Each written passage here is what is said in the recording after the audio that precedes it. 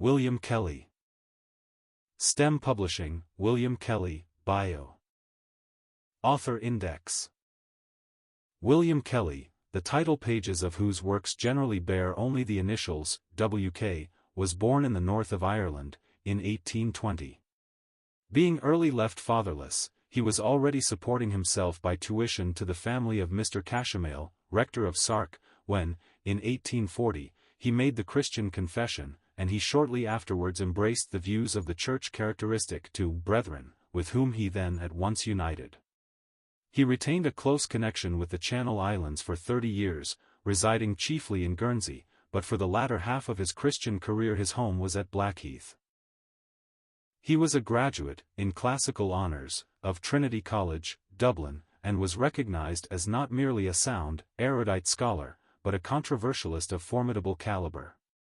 Besides aiding Drive S. P. Tregelles in his investigations as a biblical textual critic, Mr. Kelly himself published, in 1860, a critical edition of the Revelation of John, which Professor Heinrich Ewald, of Göttingen, declared was the best piece of English work of the kind that he had seen.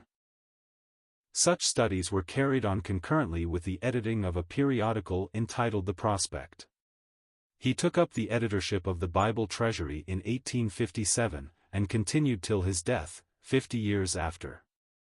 As editor of the B.T. he was brought into correspondence with such men as Dean Alford, Dr. Scott the lexicographer, whom he convinced of the true force of the word unhappily rendered in the authorized version of 2 Thessalonians 2 verse 2, as, is at hand, Principal Edwards, who confessed to Mr. Kelly his conversion to the premillennial standpoint, with Professor Sandy, of Oxford, and other living theologians.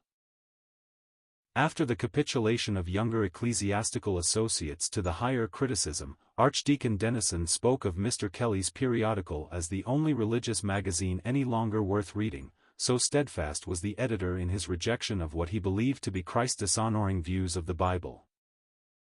His simplicity and self-suppression may be illustrated by the reply he made to a Dublin professor who had expressed an opinion that, if Mr. Kelly did but settle there as a teacher, he would make a fortune, for which world? His supreme delight was in ministering in things spiritual to those whom he described as the few despised ones of Christ's flock. To such service he gave untiring energy, put forth to within 2 months of his decease. He identified himself wholeheartedly with the body of doctrine developed by the late John Nelson Darby, whose right-hand man he was for many years, till he severed his connection, and formed a party which for long bore his name. The collected writings of J.N.D. were edited by Mr. Kelly, who has done much by his own expositions to give currency to the views enshrined in them. His own merits were manifest alike in oral and written ministry. Mr. C. H. Spurgeon, judging by the latter, has applied to Mr. Kelly, in the Guide to Commentaries, the words of Pope, born for the universe. In the list of his writings will be found lectures or notes on all the books of the Bible. How long he retained his clearness and vigor of intellect comes out in the fact that several of his best expositions appeared during the last 15 years of his life.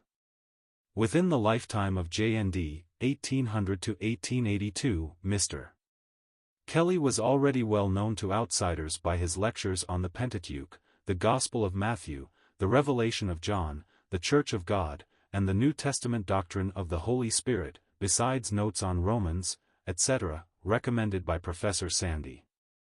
Since 1890 he has put forth, in the beginning, Gen 1, 2.